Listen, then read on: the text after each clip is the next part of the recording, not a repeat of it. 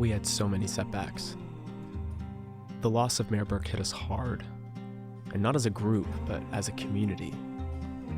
His official title was town manager, but no one ever used it.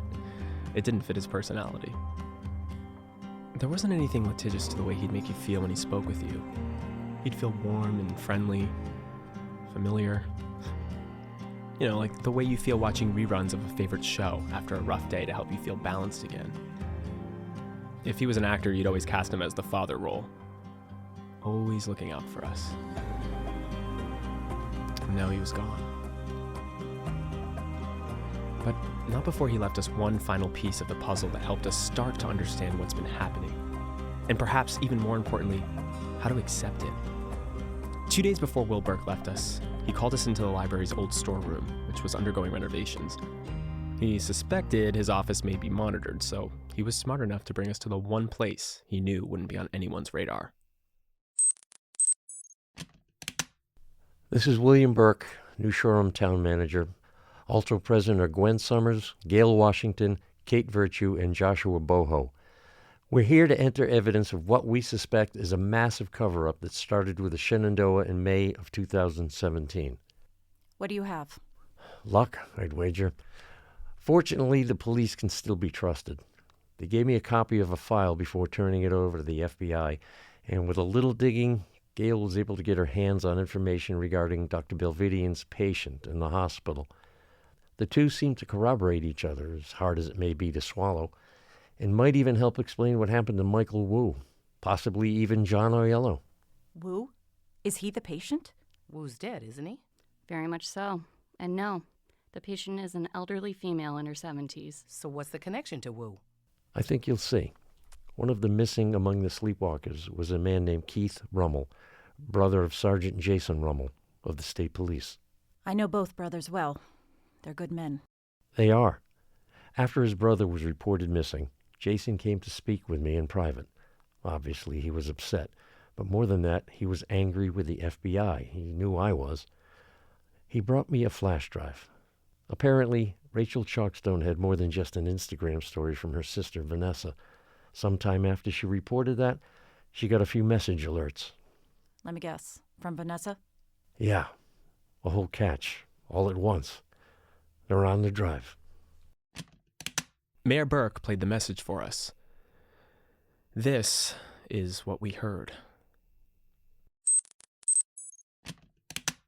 Rachel, if anything happens to me, I hope you find this. I hope someone finds this and tells you, so you know. I think Mom and Dad, I don't know where they are. I don't even know where I am. I think Beth, oh God, I think Beth is dead. I'm in a kayak. I don't know where. I'm just drifting. I know we were near Block Island. I can't get a signal, but I'm going to try to send this to the family cloud. Maybe it'll work. I haven't seen any boats other than the ferry. There's nothing out here. No one. If you get this, please send someone. That was the first message. This was the second. I haven't seen anyone, and I don't even know. The sun has been setting for too long. It should have gone down a while ago. The water is too calm. Something isn't right. Maybe it's me. Maybe I'm not in my right mind. I'm so tired. It's only been a few hours, but I feel like I haven't slept in days. I'm so itchy. I think it's the salt air. We were maybe an hour out from Block Island when we saw a ferry. It was just drifting in the water. Beth radioed, but there was no answer. She called it into the Coast Guard, but we couldn't get through. Dad wanted to head into port and get help there, but Mom and Beth were worried there might be people on board that needed help. They fought for a few minutes. I could tell Dad was uneasy about it. I was too. Something was off. Mom and Beth won, though. We came up alongside the ferry, and it got so cold so fast. We couldn't see anyone inside the windows. Mom called out to anyone that might be on board, but no one answered. We docked with her stern and climbed over the gate while Dad tied us up. A few cars that were on board were empty. The whole first deck was empty, so we checked the second. Again, no one. What we did find, though, were bags and suitcases, people's belongings. There were people on board, but they're gone now. Beth thought the ship might have drifted away from the dock, suggesting there could have been some emergency. But if that was the case, why just let the ship drift? The implications were way too scattered, and if that were true, our own safety was definitely at risk. Dad thought she might have encountered an emergency in transit, but Mom found all the life rafts and preservers still in place. The 2 rooms on deck were empty, and one of the bathrooms was locked. I knocked to see if anyone might be in there, but no one answered. Then we moved on to the upper deck, and finally there was someone. A guy, young, maybe around our age. He was unconscious, and his lips were blue. We tried waking him up, but it didn't happen. Dad moved him in from the cold. We got some blankets and bundled him up in the snack bar, the warmest spot we could find. Beth stayed with him while the rest of us went up to the bridge. That's when she noticed all the water bottles, coffees, everything liquid was frozen. Before we got on board, it was warm on the water, but on the ferry, it was cold enough to freeze everything. How does that happen? When we got to the bridge, well, no surprise, it was empty. The radio's mic was dangling, so someone was using it but didn't put it back, which Mom surmised was because whoever was using it didn't have time to, which most likely meant they left in a hurry. Dad noticed the ship's controls were still on, but it wasn't moving. The fuel tank was empty. So what? She just ran out of gas and everyone abandoned ship? That's unlikely. And why did they leave behind that guy from the upper deck? What the hell happened, Rachel? Where was everyone? Why was it so cold? Mom used the ship's PA system to call out to anyone else that might be on board, let them know we're here.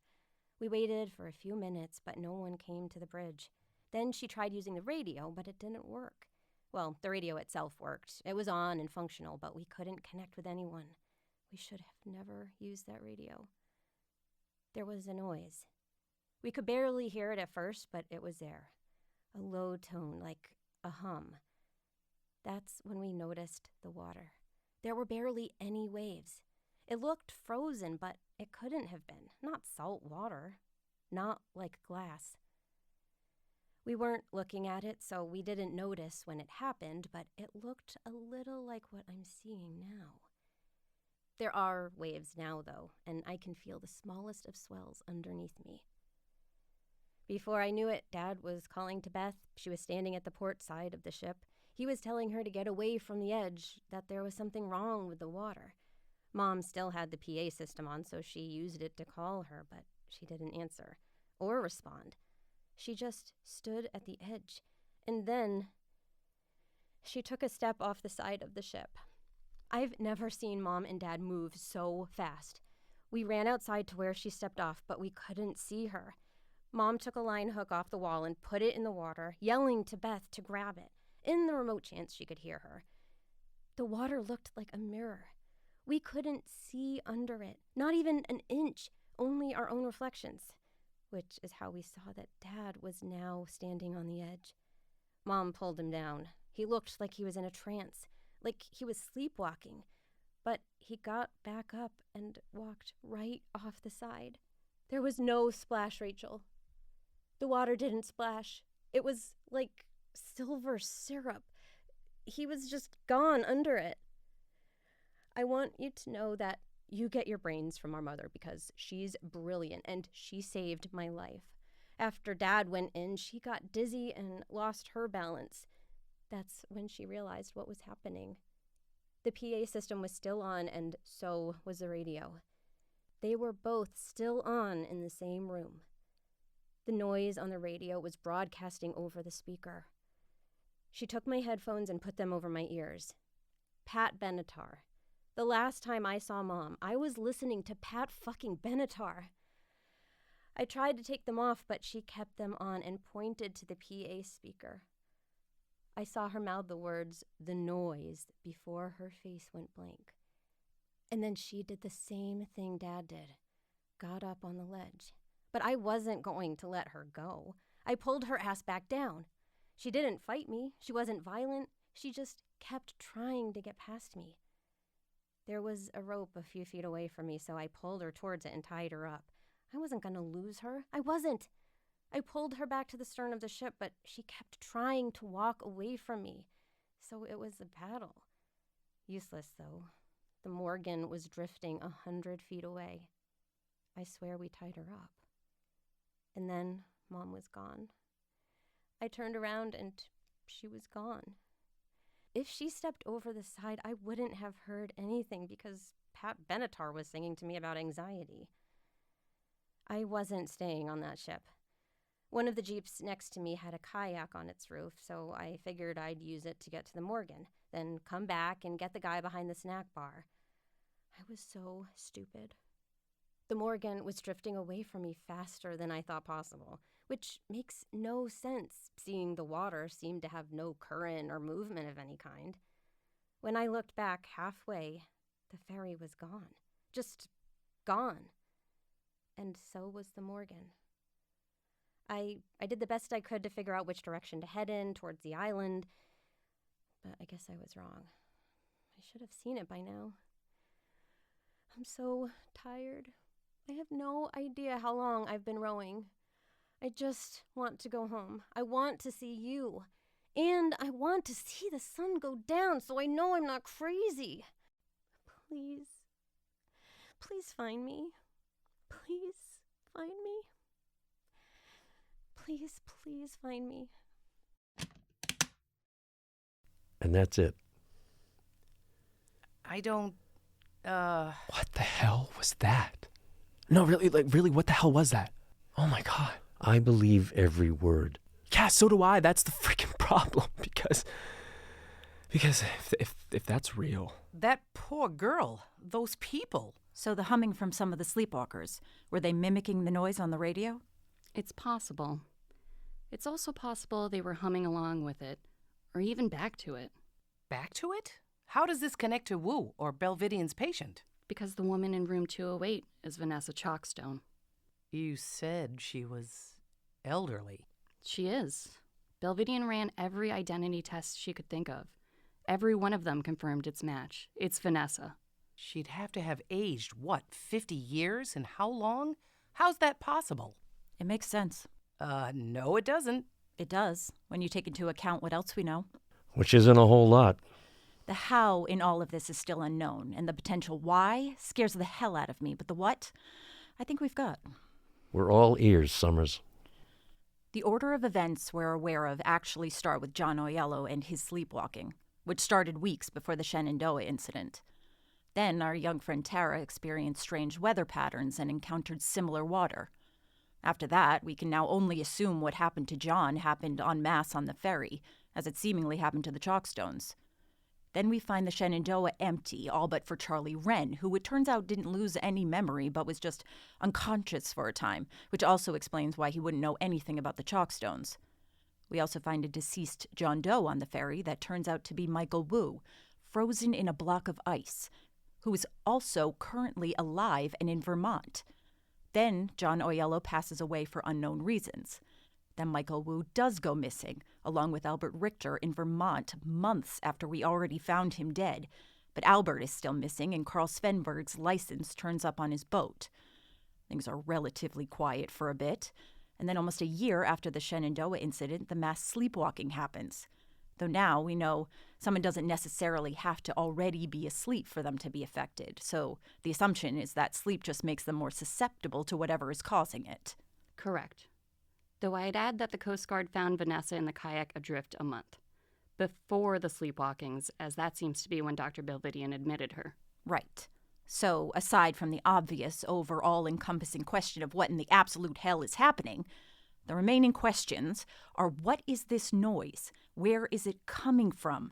How or why does it affect us? Why wasn't Charlie Wren affected? Actually, no, we can only assume it's because of what Dr. Belvidian theorized. He does indeed have a tumor of some kind, and that somehow interferes with this sleepwalking disorder. So why do those affected behave so strangely? And is there a motivation to their actions, or are they just random behavior? Why is it cold whenever this happens? How did Vanessa go from her 20s to her 70s in less than a year? Where was she for 10 months? How did Michael Wu turn up dead before he was even missing? And where are the other missing people from the island, including Albert Richter and the Chalkstones, among many other questions? Did I miss anything? No, I'd say that pretty much sums it up. I'm curious as to why John Ojello had a violent reaction to being stopped when the Chalkstones seemingly didn't. However, it sounds like John wasn't trying to throw himself into a body of water. He was just gathering junk and walking around his house, kind of experiencing life, but asleep instead of awake. The others did similar things. Others? Dr. Line was treating 2 other people for sleepwalking at the same time as John. Well, that's news. I'm sorry, I thought you were aware. No. Where are they now? Also dead? You'd have to ask Dr. Line. Oh, I will. Even more questions now. Well, actually, I think we have some of those answers. Go on. Well, Wu is obvious. He traveled through time somehow. I think, come on, how else do you explain it? Well, I guess time travel? Look, in order to move on, we have to accept that that's a possibility. So are these people traveling not just through time, but also space? Which also asks the question, when they travel, do they go from point A to point B, or is there a place between where they stop? Or is this exit point just random? I think Vanessa experienced something a bit different than Mr. Wu. Though Mr. Wu traveled a distance of several months and didn't age at all. And that's not just from being trapped in ice. Whereas Vanessa also traveled several months, but aged greatly somehow, also not resulting in death from her lack of food and water during what I can only assume was a period of about 50 years. And did she experience those 50 years, or did just her body? And if we figured this out, then the FBI definitely did. They also recovered the wreck of the Morgan before we even knew it was there. I also want to know why it's localized here.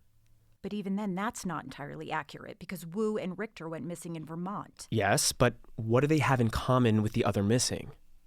They were all on the water. So it involves water, which, according to Vanessa, had some strange properties for a time. But why Vermont? Why there? What's that connection? And who do we even ask? Who can we trust? Well, we can start with the other 2 people Dr. Line treated.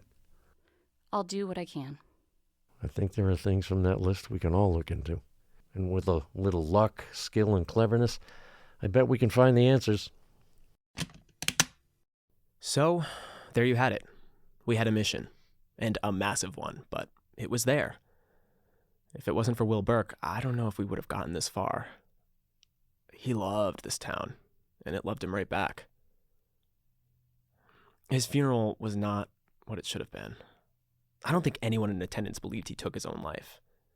And we all knew every person there was thinking the same thing, but we were just going to sit there under this false narrative. And people gave each other looks, but no one said anything with even the slightest whiff of suspicion, either because we wanted to be respectful of his wife, Sarah, or because there were about 5 or 6 people present that no one seemed to know. Obviously, some of us thought they might be from some government agency to keep an eye on us to see who might be saying what, but there was no way to know that. They really could have just been old friends or relatives, I guess. It's not like we took a poll or each of us talked to everyone else present to see if we knew any of them. Each of them stood in line and said something to Sarah, so who knows? The level of paranoia all this was giving the community was reaching new levels, so we did our best over the next few weeks to meet and at least try to calm ourselves down. Some of us tried to step back from our curiosities, and some were successful. Others, like me, were not, continuously popping their head up and asking if we had new information on any of the events surrounding the island. We didn't feel like we lost a leader with Will gone. We felt like we lost an arm, a part of ourselves that we knew should be there, doing what we needed to do. But with him gone, we had to just pick up the slack ourselves. So, yeah, that's just what we did. So Gail spoke with Dr. Line, who treated John Ojello and 2 others who were sleepwalking around the same time. And while she wasn't comfortable approaching the 2 other patients about speaking with us, She agreed to go on the record herself, talking about what she knew without breaking their confidence. We agreed. This is Joshua Boho. Also present are Dr. Gail Washington and Dr. Fiona Line. Dr. Line is here to share us with some information regarding 2 patients she treated who were sleepwalking during the same time period as Mr. John Ojello, who she also treated. I've asked Dr. Line to use aliases when referring to the other 2 individuals. Thank you. I appreciate the gravity of what you're trying to do here, and I'll help where I can. I can't tell you anything about John Ojello, or confirm or deny, or what you may or may not know, but I can tell you about the 2 patients I'll refer to as Barney and Betty. Flintstones fan? No, Rubble fan. They never got enough credit. Where would you like me to start? Let's start with Barney. Okay. Barney was 31 when he first came into the hospital on May 2nd, 2017. He was on vacation here with his wife and kids. He didn't come in for sleepwalking, however. He came in for an injury. What kind of injury? A cracked femur, upper half. Really? Why do you say that? That's a hard bone to crack, let alone break. That's not to say you can't. It's a bone like any other. It'll crack. But there's a lot of padding around it.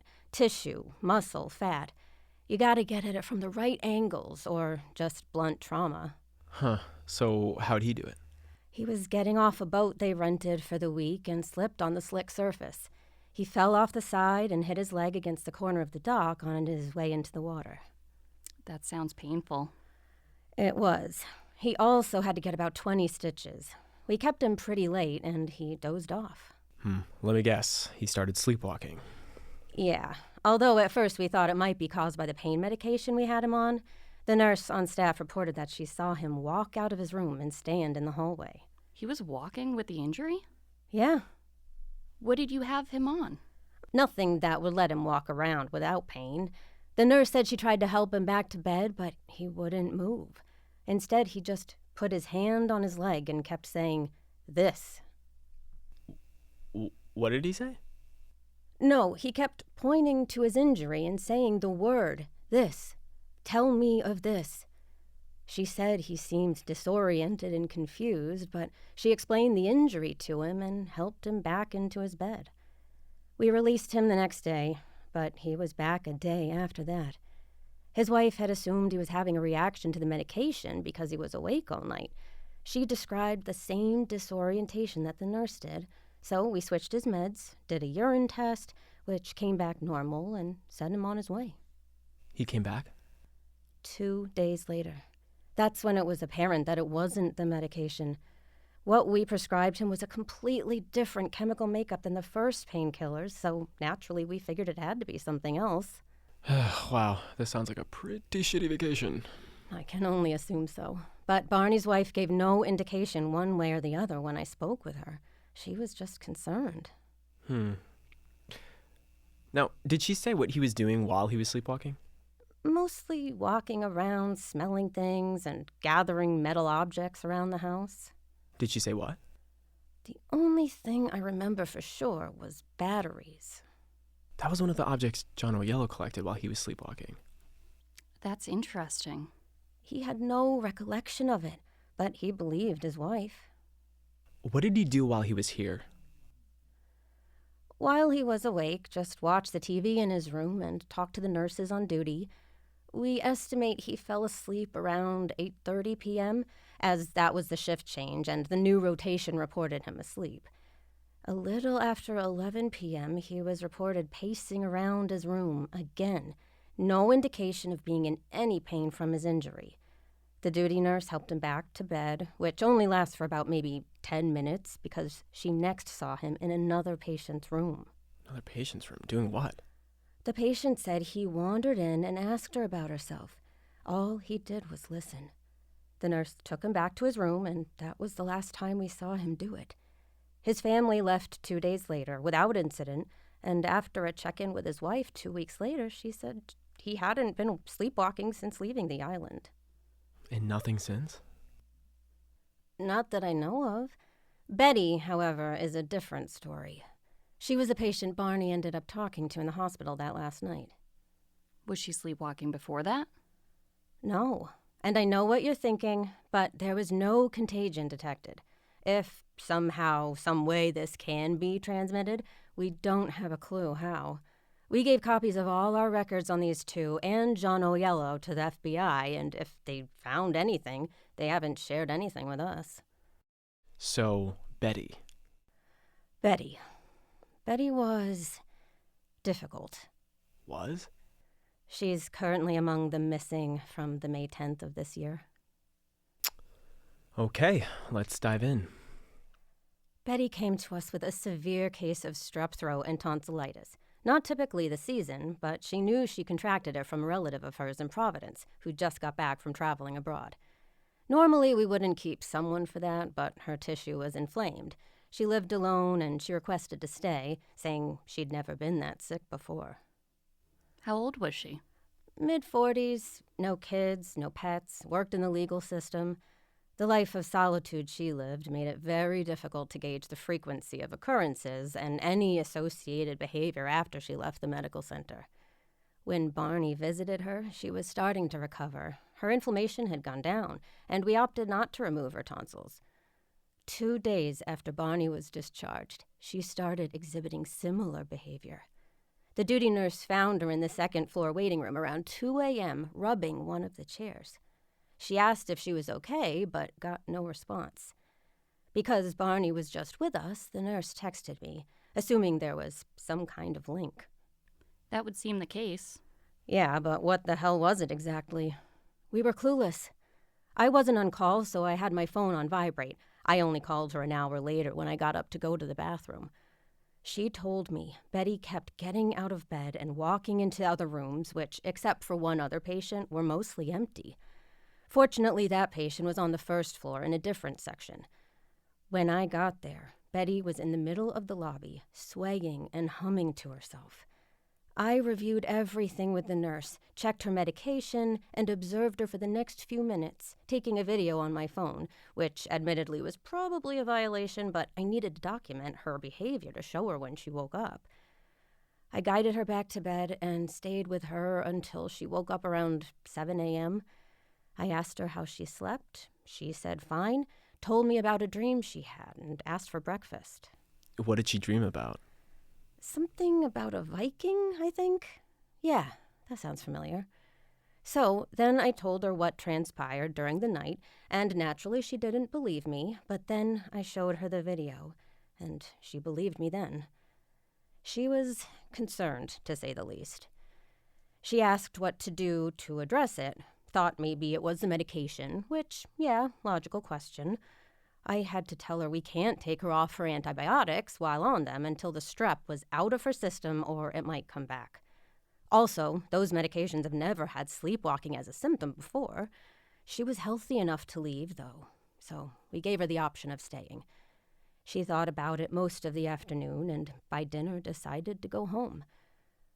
We didn't see her again until May 16th.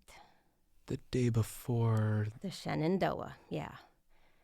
Given everything that's been going on, I'd be crazy not to assume there's not a connection to these things at some point.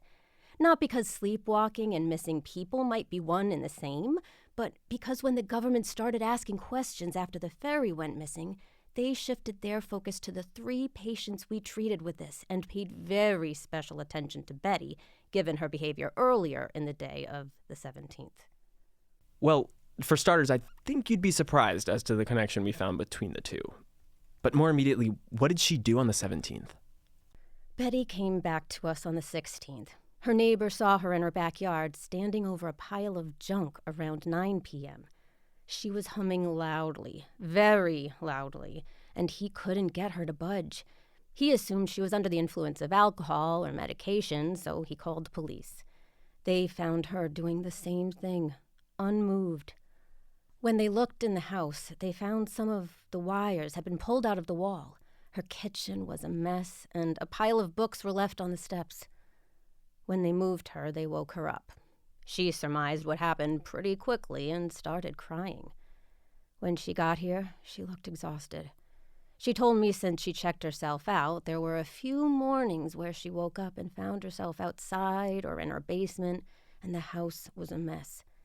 I was surprised to hear that, given this was someone who wanted to stay under observation for a severe throat-related illness, but she was afraid of the deeper implications to her life if she was deemed some kind of danger. I can't say I blame her. She was a little dehydrated, so we kept her on a drip for a few hours. She slept through the rest of the night. Wasn't John O'Yellow checked in for the 17th? Yes. So you had two people experiencing the same thing in the same exact place? Yes, although Betty began manifesting much stranger behavior than was reported with John. In the morning, she was found dancing in her room. Dancing? Wildly. I'd barely call it dancing, but I don't know how else to describe it. There was no music. As soon as we touched her, she stopped and woke up. The woman was in tears. She was afraid to sleep. We calmed her down, and a nurse stayed with her for a while, and that's when my medical knowledge, my experience, my reasonability stops applying. I was in the break room getting coffee. Phil, the janitor, was a hobbyist fisherman, like most people on the island, and he was listening to the weather report on the radio, talking about his plans to get out before the sun went down that night. I told him to catch me something and went back to my office. The distance between the break room, well, the one I was in, on the second floor, and my office is through 3 sets of double doors. Just after the second set of double doors is Betty's room. As I walked past her room, I looked in on her. She wasn't in it. She was across the hall in John's room. John was fully awake. His wife was in the caf getting some food, but Betty was at the foot of his bed talking to him. He told me he asked her to go away and called a nurse just before I got there. I told him it's okay and I'll help. I moved closer to guide her away, and that's when I heard what she was saying. Partly cloudy skies with a northeasterly wind of about 5 knots. Temperatures at high of 78 degrees and a low of 59. I froze. The nurse came in and I had her hold off for another minute. I had to be sure. So I backed out of the room and went back to the break room, took Phil's radio back down the hall to John's room, and listened to both the radio and Betty. It was still on the Weather Channel, and so was Betty. They were saying the same exact thing at the same exact time, in perfect sync, like dual speakers. No one in that room, not me, not the nurse, not John, could comprehend any of this. I shut the radio off, and she kept going for another 10 seconds or so, and then she stopped and just stared at John. He asked me what was wrong with her. All I could do is tell him that she's not well. And honestly, I was afraid to touch her, but I couldn't just leave her, so I did the least professional and medical thing I couldn't think of.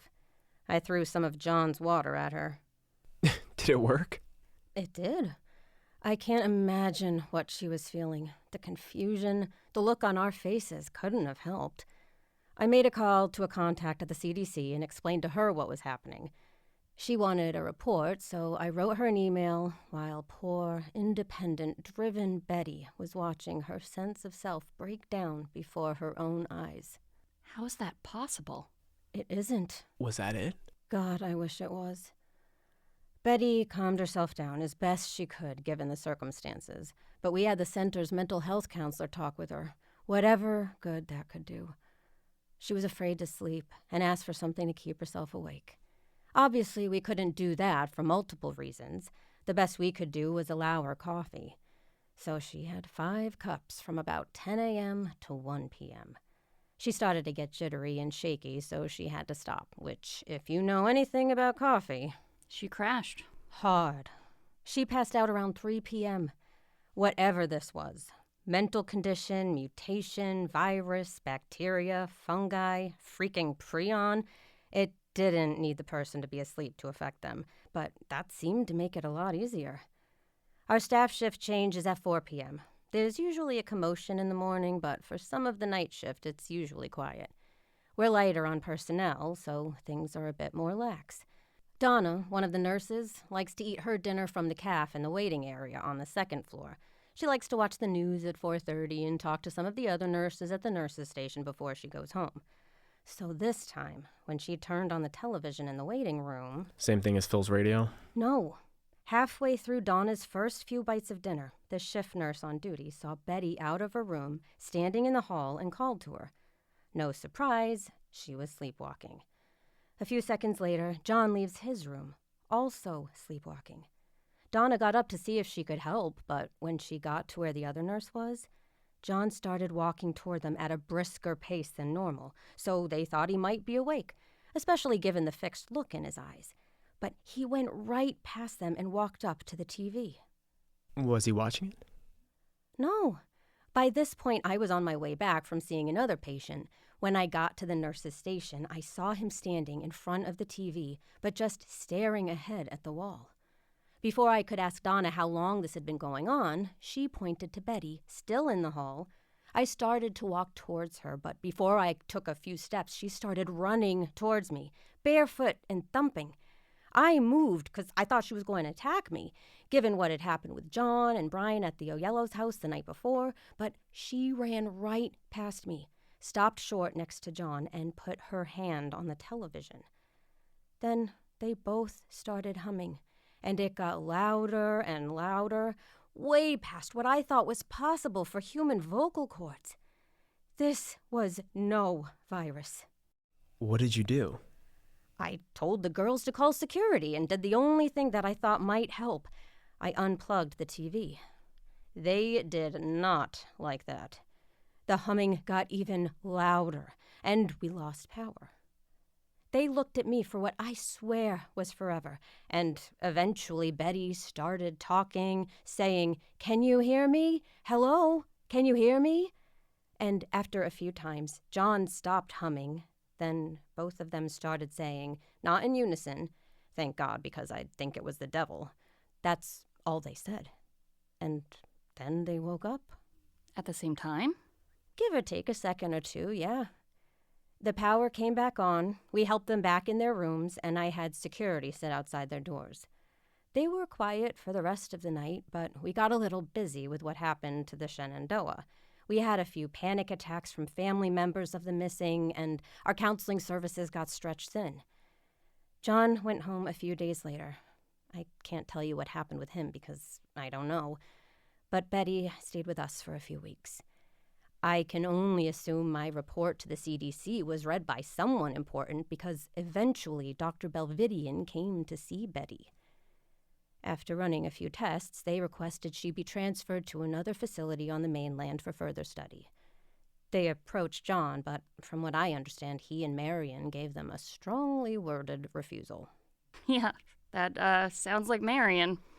In the weeks after the Shenandoah, before Dr. Belvidian came, Betty walked less in her sleep, but started humming and talking more.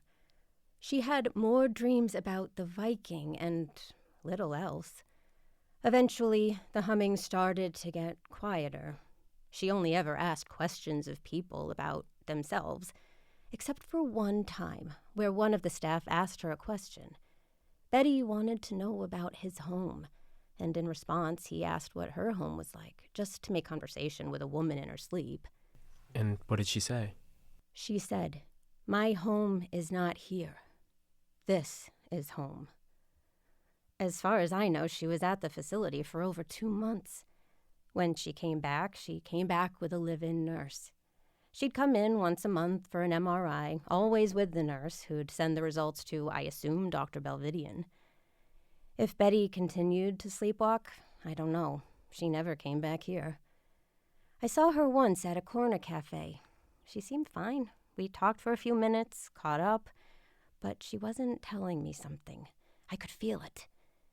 The nurse wasn't with her, so it wasn't because she couldn't, it's because she wouldn't. Whatever she wanted to tell me, she didn't feel safe doing it, and I accepted that.